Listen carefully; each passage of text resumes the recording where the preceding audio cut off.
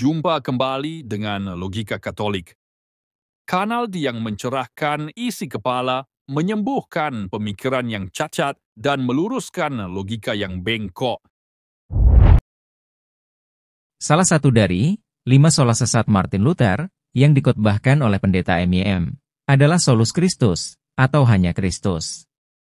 Ternyata, ajaran hanya Kristus ini tidak seindah dan seagung dengan nama Kristus yang dikenal oleh gereja mula-mula, yaitu Kristus yang lemah lembut penuh cinta kasih.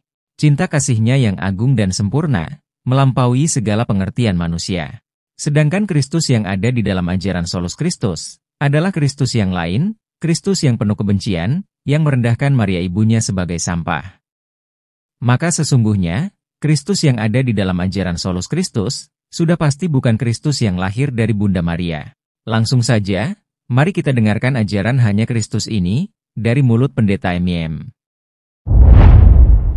Akulah jalan dan kebenaran dan hidup. Tidak ada seorang pun datang kepada Bapa jikalau tidak melalui aku.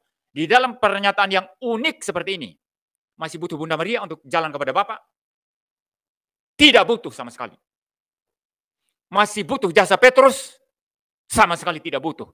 Masih butuh jasa para nabi, para rasul? Sama sekali tidak butuh. Masih butuh jasa-jasa orang suci, Santo Antonius, Santo Agustinus, jasa-jasa bapak-bapak gereja? Sama sekali tidak butuh, saudara. Buang semua itu, sampah. Sampah adanya itu jasa-jasa manusia. Sampah adanya itu jasa-jasa manusia. Mengerikan sekali bukan? Semua orang hebat dari masa ke masa, dari perjanjian lama hingga perjanjian baru, seolah-olah hanya dimanfaatkan, dipakai hanya saat dibutuhkan. Setelah semua karya penebusan Kristus selesai, mereka dibuang ke tempat sampah. Jasa mereka tidak dianggap, ditolak dan disangkal. Bahkan Anda menganggap mereka lebih rendah dari tempat sampah. Anda menghina mereka dengan mengatakan, mereka semua adalah sampah. Menghina orang-orang pilihan Allah dengan kata sampah, sama dengan merendahkan karya penebusan Kristus. Dan lebih dari itu, Anda menghina Allah sendiri. Sebab manusia diciptakan serupa dan segambar dengan Allah. Karya penebusan Kristus dapat terjadi, karena Allah melibatkan mereka di dalam rencananya. Mereka semua bekerja sama dalam rahmat Allah, untuk mempersiapkan kedatangan Kristus. Fakta sejarah ini tercatat abadi di dalam Alkitab. Tapi sayang sekali, Anda mengabaikan. Karena Anda sudah terbakar dengan semangat kebencian terhadap gereja Kristus, sehingga orang-orang kudus pun turut menjadi sasaran kebencian Anda. Entah karena bisikan iblis, atau karena kebodohanmu yang terus Anda pelihara, sehingga kata-kata yang keluar dari mulut Anda hanya bersifat asal bunyi. Alkitab dengan terang benderang menuliskan tentang orang-orang yang Anda anggap sampah itu, mereka terlibat penuh dan aktif di dalam rencana dan karya penyelamatan Allah bagi manusia. Setelah kejatuhan Adam dan Hawa dalam dosa, pintu surga tertutup dan iblis merajai dunia. Rencana penyelamatan Allah dimulai. Nuh digunakan untuk pemulihan kehidupan baru, setelah hukuman Allah lewat air bah. Abraham dipanggil untuk membentuk suatu bangsa, yang dari garis keturunannya akan muncul, atau lahir juru selamat atau Kristus. Para nabi diutus untuk bersaksi dan bernubuat, tentang datangnya sang juru selamat. Dan akhirnya Maria dipilih untuk mengandung dan melahirkan Kristus. Kristus memilih 12 orang menjadi murid, atau yang kita kenal dengan 12 rasul. Setelah misi penebusan Kristus selesai, 12 rasul mengorbankan diri mereka, demi mewartakan Kristus hingga ke ujung bumi. Para rasul bersaksi dan memperkenalkan Kristus kepada bapak-bapak gereja. Demikianlah gereja masa kini, mengenal Kristus dari ajaran para rasul dan bapak-bapak gereja. Dengan semua fakta ini, apakah mereka layak disebut sampah? Apakah mereka tidak berjasa? Jawaban tegasnya adalah, mereka sangat amat berjasa, dan mereka layak dihormati sebagai orang-orang kudus. Sejatinya, Andalah yang layak disebut sampah, sebab Anda tidak berjasa apapun dalam karya penebusan Kristus. Anda dan saya tidak lebih dari hanya penikmat rahmat penebusan Kristus, mengimani Kristus dengan harap gampang istilahnya. Aneh sekali Anda ini, saat Anda menyadari dosa asal Anda sudah ditebus secara lunas dengan darah Kristus, Anda lalu membuang semua orang yang berjasa ke tempat sampah, bahkan memandang mereka sebagai sampah. Anda mengutip Injil Yohanes, bab 14 ayat 6, untuk membenarkan argumentasi bidat Anda.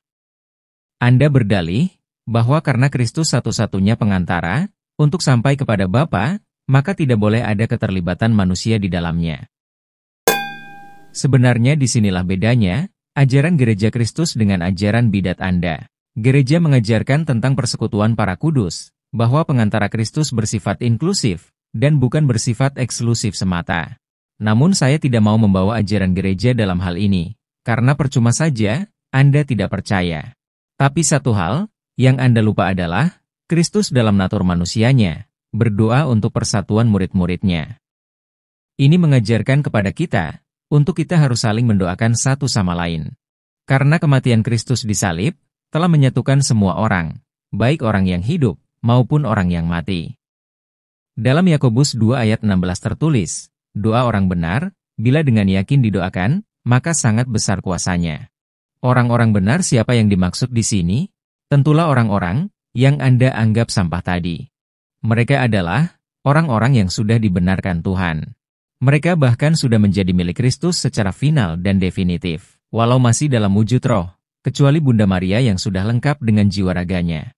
Tapi mereka semua telah bersatu dengan Kristus, dan menikmati kebahagiaan kekal bersama Kristus. Sedangkan Anda, baru sebatas mengklaim diri Anda pengikut Kristus. Ingat, Anda baru dalam perjalanan mengikuti Kristus, belum final menjadi milik Kristus. Tapi kok, dengan keangkuhan dan kebodohan tak terbatas, Anda mengatakan orang-orang ini adalah sampah semua. Jika mengikuti logika Anda yang kacau balau ini, maka seharusnya, Anda tidak perlu percaya kepada Kristus. Sebab Kristus pernah tinggal selama 9 bulan di tempat sampah yakni rahim Maria, dan lahir dari rahim sampah. Sekarang pertanyaan adalah, dari mana Anda tahu, atau siapa yang memberitahu Anda, kalau Kristus yang lahir dari rahim sampah itu, adalah Tuhan dan Juru Selamat? Tidak mungkin Anda mengenal Kristus, sebagai Tuhan dan Juru Selamat, dari mimpi dan hayalan Anda bukan? Sekurang-kurangnya, Anda mengenal Kristus dari ajaran Luther, Calvin, dan Zwingli. Sementara mereka bertiga, mengenal Kristus dari gereja Katolik. Sedangkan gereja mewarisi ajaran Kristus dari para rasul, serta bapak-bapak gereja. Tapi pastilah Anda berdalih, kalau Anda mengenal Kristus juga dari Alkitab. Sampah adanya itu jasa-jasa manusia. Sebagaimana Nabi Yesaya berkata, kesalahan kami hanyalah seperti kain kotor. Dan Petrus sudah jelas itu menyatakan dalam Kisah Para Rasul ya. Di bawah kolong langit ini tidak ada satu nama ya selain daripada nama Tuhan Yesus Kristus di mana kita dapat diselamatkan. Stop dulu sebentar. Anda ini sepertinya sedang tidak waras. Loh, mengapa Anda mengutip kata-kata Nabi Yesaya dan Rasul Petrus? Bukankah mereka semua, para nabi, para rasul, adalah sampah di mata Anda?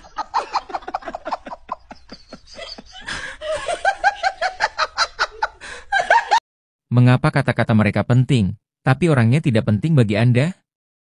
Mengapa Anda ambil tulisan dan perkataan mereka, tapi orangnya Anda buang ke tempat sampah? Janganlah munafik Anda harus konsisten dengan ucapan Anda. Kalau tidak, ketahuan sekali kalau Anda ini sebenarnya orang bodoh. Anda tidak perlu menggunakan Alkitab, karena itu semua hasil karya dari orang-orang sampah. Anda kan sudah meludahi mereka. Mengapa Anda menelan kembali ludah Anda? Jadi begini, tidak peduli apakah Anda setuju atau tidak setuju. Tapi kenyataannya sangat jelas, kalau ajaran Solus Kristus adalah ajaran habis manis sepah dibuang. Dan Anda telah membuktikannya tanpa keraguan sedikit pun. Anda menerima Yesus dengan penuh kegembiraan dan bangga, tapi membuang ibunya ke tempat sampah. Anda dengan penuh semangat, berkhotbah dari Alkitab, tapi orang-orang yang menulis Alkitab, Anda buang ke tempat sampah. Hanya karena Anda menganggap mereka berperan sebagai pengantara tandingan. Jika ini maksud Anda, maka Anda harus berhenti mendoakan jemaat Anda. Anda tidak boleh mendoakan keluarga Anda. Anda harus menolak setiap orang yang meminta doa dari Anda. Biarkan mereka berdoa sendiri kepada Allah. Sebab, jika tidak demikian, Anda malah menjadi pengantara doa-doa mereka kepada Allah. Itu artinya, Anda mengambil alih dan merebut posisi Kristus sebagai pengantara satu-satunya kepada Allah Bapa. Sangat logis bukan?